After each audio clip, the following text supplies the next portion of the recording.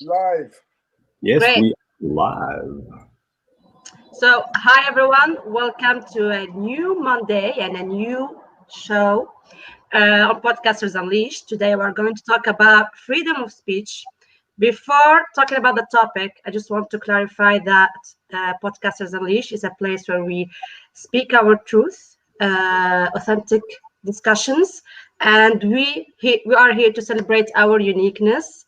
So today we're going to talk about freedom of speech and what's behind the limitation and what's behind freedom of speech. And does freedom of speech give us the right to offend? So first of all, I'm going to present Carla from Wonder and Wellbeing podcast, Simon, Africa Investor Stories, Nelson, Investing in America, lovely Matilda, Coffee with Matilda, and Victor, Entrepreneur Podcast.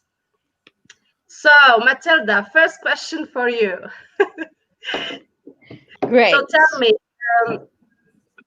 what do you think about freedom of speech? And does freedom of speech give us the right to offend? I mean, I think freedom of speech gives you the right to think and question and criticize what you think it should be criticized. People can get offended. That's very natural. I can say something about women and you might get offended. I might say something about Middle East and somebody from the group might be offended. I might say something about sexuality or sex or I don't know, something about husbands. So I think people getting offended shouldn't be a problem. I shouldn't be worried about offending someone. What I have to worry about is saying my truth. Yeah. Simon, what do you think about that? I think everybody's got everybody has their mouth. So everybody has a right to say what they want to say. Whether it's a wise thing to say, I think that's more of a debate. If I insult somebody based on their religion, their race, the way they eat fried eggs or whatever, certain people will take certain things very to heart, as we know this. As it's known that religion, for instance, is the bane of many wars, when that's an argumentative statement as well. But I think it's like you can say more or less say what you want, and I will try and question you on what you say. But then, for instance, my Achilles heel is my children. So if you say something about my children and it's not done in a constructive way, then there's a likelihood the thing will go sideways very quickly. But then I'm probably not alone in that kind of thing. If you're going to come to me, talk to me about something, come in a constructive manner. If it's coming in an assaultive manner, what you're telling me, you want to take it somewhere else. And the same could be said for people who, with their faith, if you believe in something, coming from why do they do this or why do they do that, it can go sideways very quickly. Yeah. Nelson, I want to hear your opinion about that. Does freedom of speech has its limits? That's not a limit. Well, yeah, I mean, I'm sorry, Simon, you were saying? What I'm saying is that's not a limit. What I'm saying, you can still say what you want, but be careful because there's going to be a repercussion. The repercussion could be someone say, actually, I never thought of it like that, or why did you say that? Or bang, and you're out. Do you understand? So Yeah. you can say what you want to say, but there's always going to be repercussion. So can I say something? So are you saying, Simon, that we need to have filters and sensors in our speech? Think common sense says, certain people, and we've all got our weak spots, are going to take certain things certain ways. So if I want to, let's say, if you're Christian, yeah, or whatever or you're Armenian, if I'm going to say something about your people, which you're very passionate about, and I'm going to say, oh, those Armenians were weak anyway, that's why they got killed, maybe the world don't need them, you're going to get upset. I'm going to expect you to want to insult me more than say, why do you say that, Simon? Because it's pulled that trigger. Do you understand? Mm. Now I shouldn't be You are surprised. free to, Yeah, in that manner. you're Sorry? free to express. You're free to express what you feel and what you think, and I'm free to express what I want to answer to that too. Yeah, I agree, but it's not every. See, you're talking like everybody's got also a same intellect. Some people aren't that very vocal. They're not that educated, but they're very good with their hands. That's how they communicate. So Okay, just because that's the problem. just because you're educated, this other person's going to say, "Well, I can match you, but this is how I match you. I'm not quick with my tongue, but I'm quick with my fist. So, bam! Now you know how I feel. I don't have to tell you I'm upset with you. The fact you're lying on the floor says that you know now that you shouldn't be saying that to me. Do you understand? Because we're not all the same. Yeah, but I also believe that brings another problems to the society as well. We can talk about it later on. I don't know if Raula wants to continue it with other people, but I can come back for that to you, Simon. Let's go to Nelson. Well, I mean, we hit upon so many things. I mean, right here. So from freedom of speech to freedom of fist. But I think the question is, are there limits, right? Yeah. So I guess the question behind that would be, what is the purpose behind freedom of speech, right? Is it to inflame? Is it to attack? Is it to get a conversation going? I mean, to me, I would say maybe not so much as a limit, but along with the freedom of speech comes a responsibility too, right? So I just can't go into a crowded theater and yell fire if there is no fire. You see and say, hey, I got a right to freedom of speech. Well, what if my freedom of speech, my quote unquote freedom of speech, is a lie, it's fake, and the intent is just to cause damage, just to cause mayhem, right? So is there a limit? I guess there's a responsibility that comes along with it. You know, I mean, there is a responsibility that comes along with it. I think that's a good point, Nelson, because even in a fire, in a public building, there's a routine. You don't just come out and shout fire. There's certain things that, alarms, lights, certain things that take place prior to giving the full alert to allow people to calmly make a decision. If you just go fire, yeah, people are going to go, ah, and they don't know where to run. If you come out and you said, guys, just to let you know, we need to vacate the building. There's a fire in the corridor, so we're all going to go out the east wing instead of the west wing. A whole different ball game. People know where they're going. They know why they're going. Do you understand? Yeah. Right. Yeah. So again, but that comes with a responsibility. I just can't say whatever I feel like it. You know, it's got to be factual. I mean, there has to be something that's going to help the group. To me, it has to be a fact. So, and there's a responsibility that comes along with it. I just can't yell fire for no reason at all. Yeah. Carla, we would like to hear your opinion because you're in the education field. And as a teacher, how do you see the freedom of speech being, the definition of freedom of speech for you? I think it's a bit loose. I think that it's overused. The term freedom of speech is overused. And I do think that it is overused without, like the other guys were saying, a reference to responsibility. But I would add to it as well that I reckon that speech is a gift. I think that it's taken for granted. And I think sometimes people don't really think before they talk. And they talk just as a habit and just kind of let their mouth run away with them without really thinking about the intention behind the speech and how it's going to be received by the audience or by the listener. And I think that sometimes there's a fine line between that and being censored or being silenced. And the two of those things also get mixed up. People think just because they should think about what they're saying and the impact of it, that means they're being silenced. And I think some of that's about hypersensitivity, maybe because we live in a world where only certain voices get heard, and certain voices get amplified, and then other voices get silenced.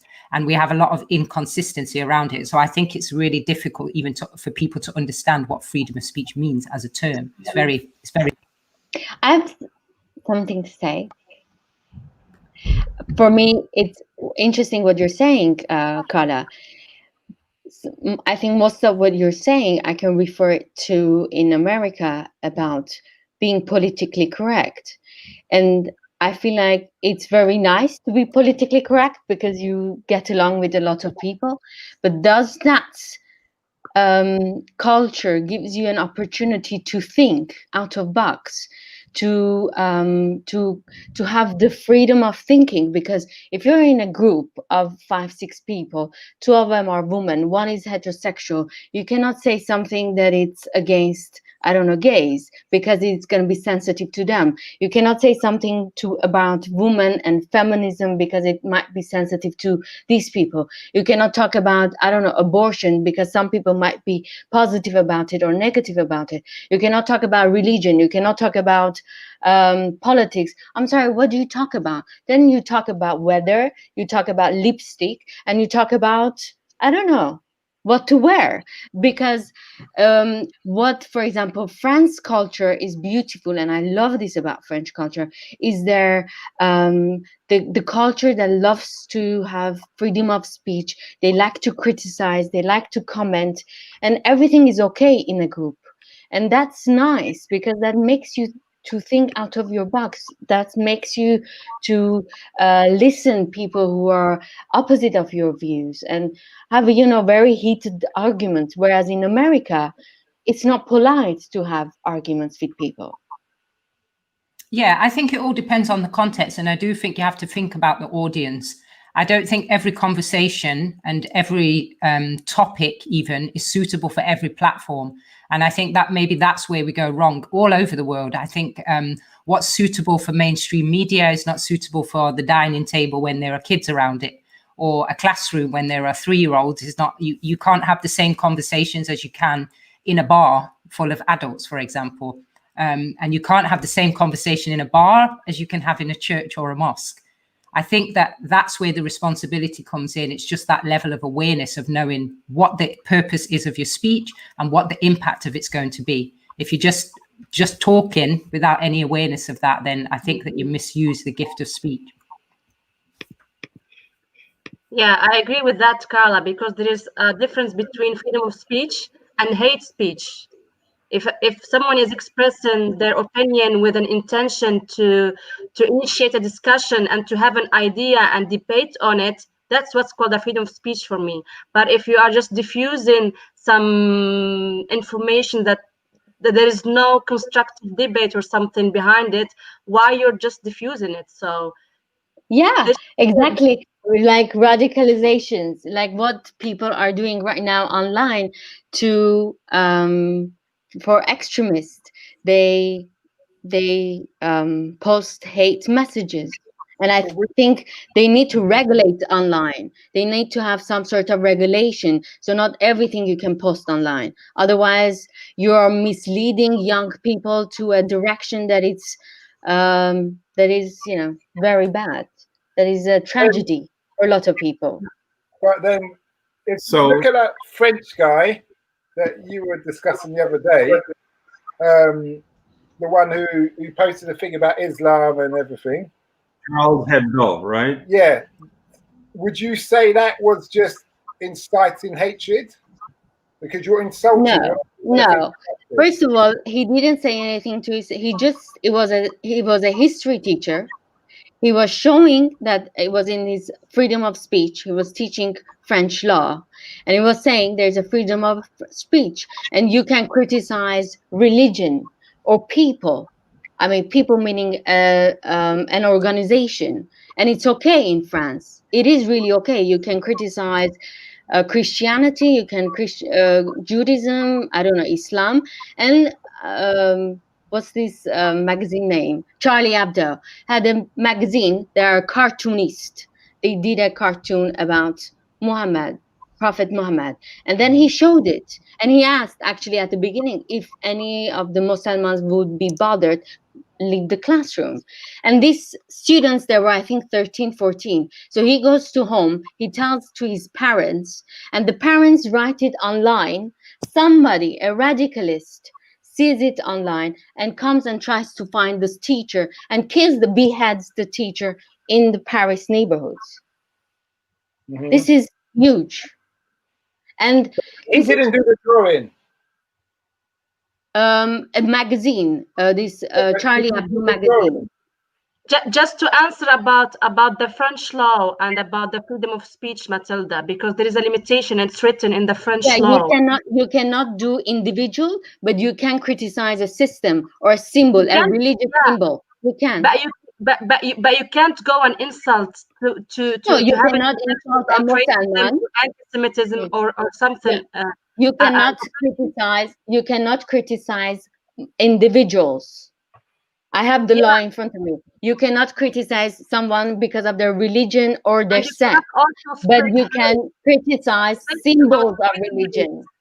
Yeah, you can criticize symbol of religion. A couple of years ago, okay, in Christmas, they did Jesus was having sex. I don't know, something with Mary, and I mean they're doing crazy stuff. There are cartoons. I'm not saying they're good. Huh? Yeah. Can I just add something, Matilda? Just add something for the Charlie Hebdo you're defending, because 10 years ago, they fired a journalist. He's been there for 14 years, and he's drawing a character about Sarkozy converting to Judaism. And they said that in the title, they said that he's converted to Judaism, so he will be from the 1% society. And Charlie Hebdo, they immediately fired them. Why? Where is the freedom of speech? He didn't fire for that. Sorry, there is a lot of. There is other articles of them that they're criticizing Judaism, that this woman is Jewish and is having sex or something. So it's not about. I'm not defending this magazine. I'm saying it's a cartoon. It's a cartoon. Yeah. And you're not, instead of actually us thinking, what the fuck is happening in our society that a young person at the age of 18 goes and kills someone, we're criticizing cartoonists? Everybody hear me? No, I'm sorry. It's not because I'm not aligned with Charlie Hebdo. I'm going to be aligned with murders. No one here is with the murders of what's happened. We are not here with the but we are not to express our opinion. It's not because the guys get killed. It's better for him. No, it's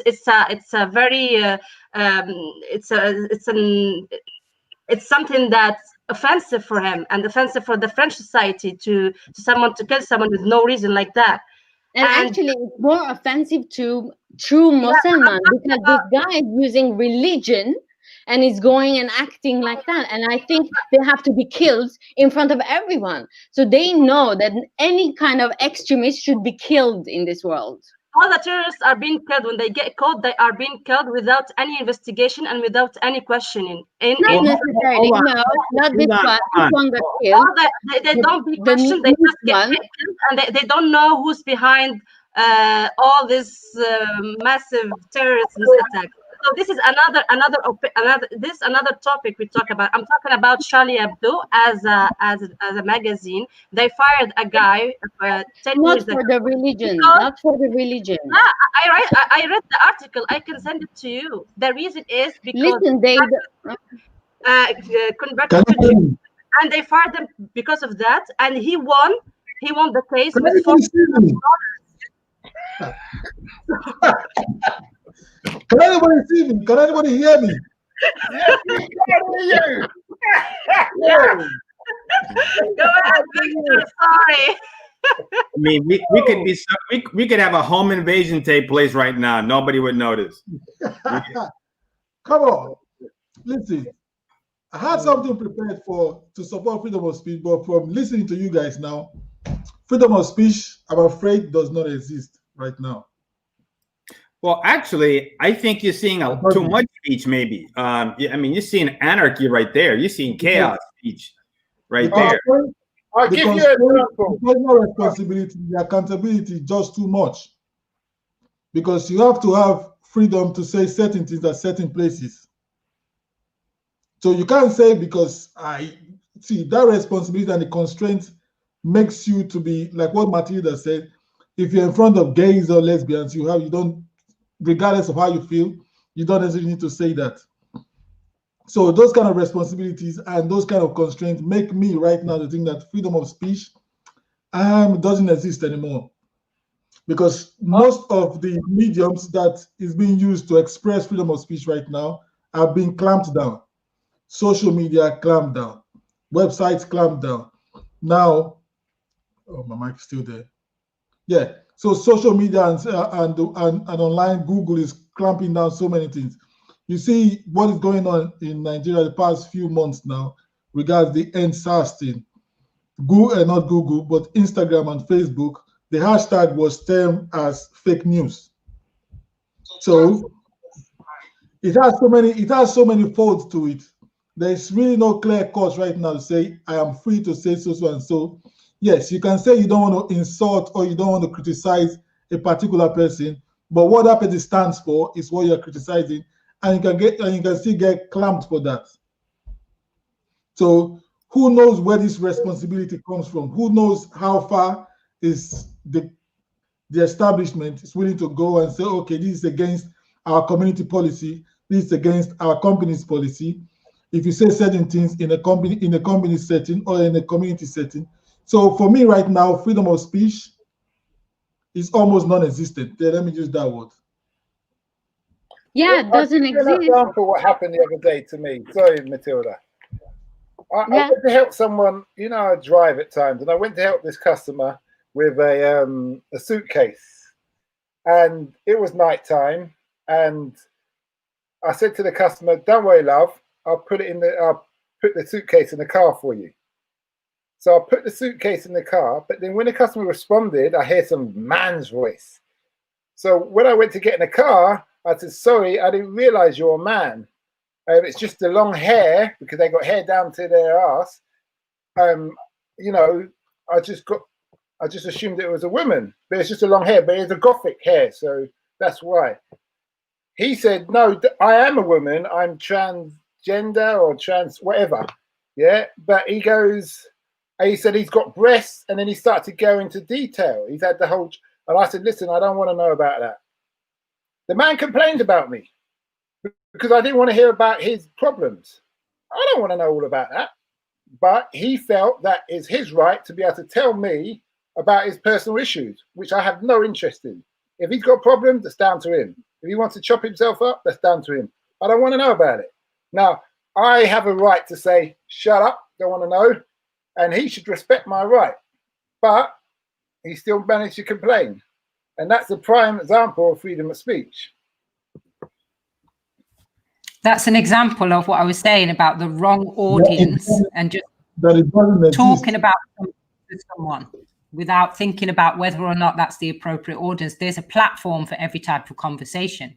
And there are always people out there who want to hear what you've got to say and who are going to be receptive to it and engage in a productive conversation with you. But when you choose the wrong audience, you might get a less than favorable response. And I think that's where the sensitivity comes in. People are maybe sometimes emotionally sensitive, and they think that their speech impulse should always be respected and responded to in the right way, which is not realistic. I think that's a really unrealistic expectation. And that's an example of it. I think what happened to Simon was that the audience picked him instead of the other way around.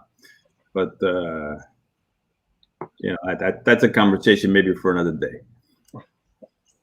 But guys, what I like again about France, and it's not like I love France, it's just observing some elements, and I think some of them is beautiful, is the fact that they love to criticize things, they like to question things, and it's beautiful, and I'm sure Kuala will agree with me as well.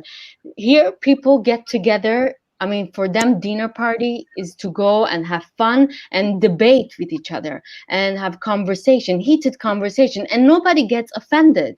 They talk about religion, they talk about politics, they talk about things that in America you don't talk about. In America, you go to parties to just not think about your responsibilities and have fun and talk about, I don't know, lovely things. But here in France, people, they love to have this, they're constantly thinking, they're constantly analyzing things. And it's beautiful because, and I understand why this culture gives a lot of philosophers, because they give them the freedom to think.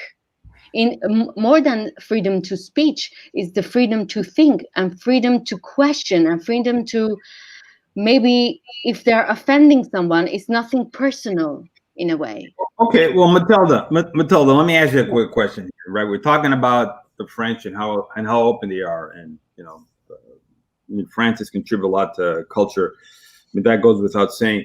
At these parties, at these events, do the French, in this freedom of speech, is a conversation about what they're doing or other people are doing? Good point. They love to criticize systems. Okay, They but can criticize. hold on. But are they talking about? Let me just be upfront about it. Are the French saying, "Look at the Americans, look at the British, look at this," or in these conversations that are so free, are they saying, you know, these Moroccans, these Algerians, they fought for France. They're part of France. In every war we've had, they've been a part of France, and we treat them like shit. We ought to do something for them. Does that conversation come up? Yeah. Listen, they're what I love about the culture here is they can talk badly with each other, but nobody gets uncomfortable. At the beginning, when I would go to these parties, I was like, clearly they do, because of the incident that we just discussed. Clearly they're people not get very friends. uncomfortable. The guy was an immigrant. Not Hold friends. on. Oh, well, okay. Well, Matilda, He was right kitten there. a year from. Okay, so Matilda, let me ask you. Now, I remember in the not too distant past, French Arabs, right? Who are basically French, okay? They're basically French. Their falafels are croissants, all right? Those guys are French. They were rioting because the French don't treat them like the French, even though they're second and third generations of being in France.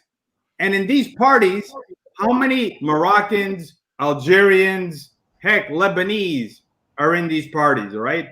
Do the French say, hey, you know what? We've been screwing up, you know, we ought to fix some of this shit that we did around the world. Does that conversation come up? They criticize. They criticize openly. They criticize between each other, but they don't criticize when there is an immigrant or someone, because they can't hurt their feelings. I've been into these kinds of discussion. If there is like people from different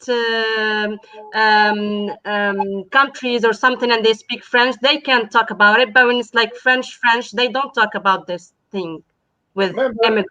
That's the because they're censoring. They're becoming like Americans, and that's bad. No, but Matilda, think about this. Parisians are known to be rude. So when you're talking about all these kind of things, what you're actually overlooking is that that's a group of people are known for poor manners. So if they are criticizing or talking about they're not poor manners. Simon, you go to universities, around universities, you see young people. I drive these people all the time. They're known to be rude. They admit it. They say, yes, we are, you know, and all that stuff, yeah. But what I'm saying to you is, when they're dealing with these things, clearly, yeah, they're talking in a way to get a rise out of people. No, because, they're talking to for you. They give their opinion. I'm telling you, people's experiences.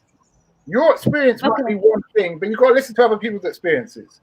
And what I'm saying to you is, listen, I'm not French. And I'm not defending France. I'm just saying one thing that is beautiful. I'm saying one thing that is beautiful. I'm talking about Parisians, people from Paris. Okay, So bear with me on this, yeah? So there's a classic situation. You're trying to speak French in the car, in a taxi, or anywhere in Paris, and they don't want to know, even though, yeah, they speak English.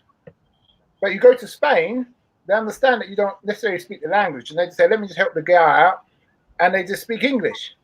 It's a different mindset. So when you're trying to make out Paris is all, you know, love. Did I say I love everything about France? No, I'm saying one thing that I love and one thing that is beautiful, Simon. Most of my life was in America. I went to universities in America. You know, in university, all we did was, I mean, when we were hanging out with friends to have fun. Here, you go to Sorbonne University, around it, these young people, they're sitting and talking. They're discussing, they're having heated discussion, and it's beautiful to see that. I love it. I've learned so much by being very short time in here, because I'm thinking about different elements, different arguments, and people are not worried that, oh, they're gonna offend someone around the group, in the group. They're sharing ideas, and that's where an amazing, maybe a philosophy theory comes, when there is a freedom of ideas. There's that you don't filter things. If you're having a conversation with friends and you're filtering and censoring your thought because you're going to offend someone's mother might be offended, someone's, I don't know, ancestors might be offended, then you cannot share ideas freely, and that freedom won't be there. I don't know. Well, of course, you can have an open discussion. I remember I had my manager. He was Muslim and he became atheist. And he started to mock religion, and he started to say some nonsense things about religion. But it doesn't mean that I'm going to be offended. I'm not going to listen to him. I listened to him and I laughed, but I didn't insulted him, or I didn't say something to hurt the guy. You know, but when he was talking, he knew that when I'm not offended, he went to the other person, Muslim person, and he started to talk with him. Why? What's your intention? If you are now what's your intention to go and try to diffuse all this heated discussion? Why? I don't know. I don't know what he's looking for.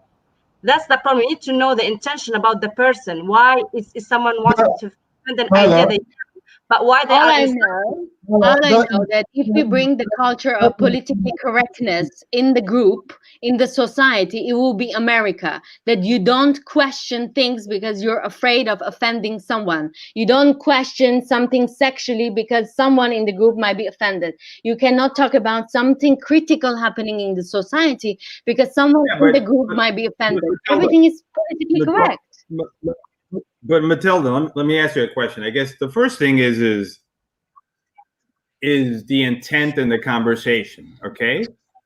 And the second thing is the person that says, hey, I have this view to express, can they articulate it? Can they articulate it, right? Can they get the point across? And the other thing is, some people there might say it's not even worth it, right? I mean, attitude is not there. So for example, like in the case with Simon, right? You know, Simon didn't want to hear about this dude's sex job. You know, I mean, the guy could want to talk and vent, but Simon was like, "Look, I got other stuff to do besides mutilate my body. Okay, that's your choice." And that was it. You know, that's not. I mean, it was just. You know, maybe he was trying to flirt with him. Sorry, Matilda. Let Victor speak. What do you want? Simon was the wrong audience on that particular case for that guy. Yeah.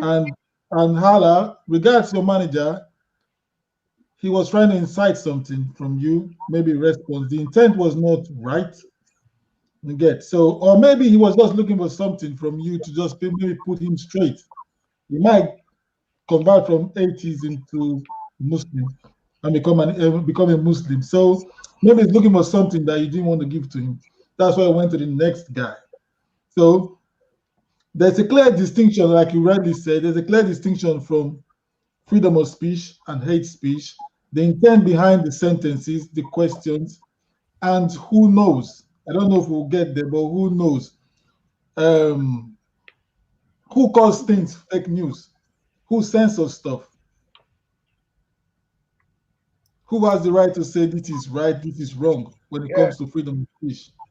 Because you've got to think about this also. As podcasters, some of us have had the experience where stuff has been taken down because YouTube or whatever platform hasn't agreed. Yeah. But it's our right to speak something, even if you disagree with it. But it's our right. Now, some people say, well, YouTube is a business. Yeah, but then if they're a business, then why are they filtering people? Because it's not against the law. Well, 1 second. It's a question of it. Is it factual? And again, the intent. If somebody says, so for example, if somebody says, hey, you can take bleach and that'll get rid of COVID, that is not factual. And that will cause damage if people follow that information. Okay, well, right. Look at the flat Earth people. There's a certain percentage of people. I can't look at the flat Earth people. The world is flat. I can't see them. But the point is, they don't take down the flat Earth people. My thing is, you can start to become very selective and say we should take down this because of that and take down this or that. Now, my argument would be let people say what they want to say, and the people with sense will listen. People make their own decision. In other words, I don't need anyone to tell me that's not true. Don't pay attention to that. Well, but that happens. That happens all the time in school. I mean, Simon. Okay, Simon. If the schools taught kids that the world was flat, but we're not talking about schools here. Huh? Schools is a different thing. Because we just said, right? Hey, I can make up my own mind. I can make up my own decision. As an adult, I'm talking about school. Huh? I'm not talking about children. Children's a whole other ball game. Okay. Yeah. So, and also, as a teacher, I would tell you that they teach children a lot of stuff in school that's not true. Believe me, there's a lot of propaganda. There's a lot of pushing narratives on children, and there's a lot of censorship that begins from a very young age. And I've seen that in schools. There's a big difference, for example, between the curriculum that's taught in Jordan to the one that's taught in Qatar, to the one that's taught in the USA, to the one that's taught in Britain. There are big differences. And the question has to be asked about censorship and all of those things. You were talking about Facebook and also about schools, and the curriculum is who's behind those things and what's their agenda. Mm-hmm. So when you're talking about Facebook, who is it that's censoring things on Facebook and why? What's the agenda? That's really important. Right. No, I got it. And there's history, right? History has two sides of the coin. But let's say we're talking about something like science, right? Science that we know, right? Science is ever changing there. How do you know? Yeah. Who's we? When you say we know, we who? Well, we can all agree that gravity works, right? Yeah, to our knowledge. So that is something we can all agree upon. Yeah. We can all agree that gravity works. So that's we. Okay. But then there are some examples where science is wrong. I don't see anybody floating on this podcast. Okay, I don't see anybody floating here. Yeah, I've got some weights that hold me down. Let me tell you something about one of the propagandas from school. There is one river that is very close to my village. It has been there for maybe 1,000 years. But in the school books, guess who discovered that river? Mungo Park. So before Mungo Park, the villagers there never knew about that river. So, but when you read it in school, Mungo Park discovered it. So, yeah, well, we know that, Victor. What's going on? Yeah, it's like Christopher Columbus long before the whole continent. The Some African discipline, please, guys. We don't understand anything. Who's talking? Go ahead, Carla. Yeah, I was just saying we know that example because Christopher Columbus discovered a whole continent. You know? Actually, it was 3 continents: North America, Central, and South. But Yeah. Okay, guys. So we are at the end of our discussion. What would you like to add to conclusion to our live show? I'd say speak your mind, but always be ready for the repercussion. Nelson? Freedom of speech also comes with freedom of responsibility too, and each freedom has a responsibility. Carla? Speech is a gift, so learn how to use it wisely. Victor? Freedom of speech is free, but the consequences, be prepared for that.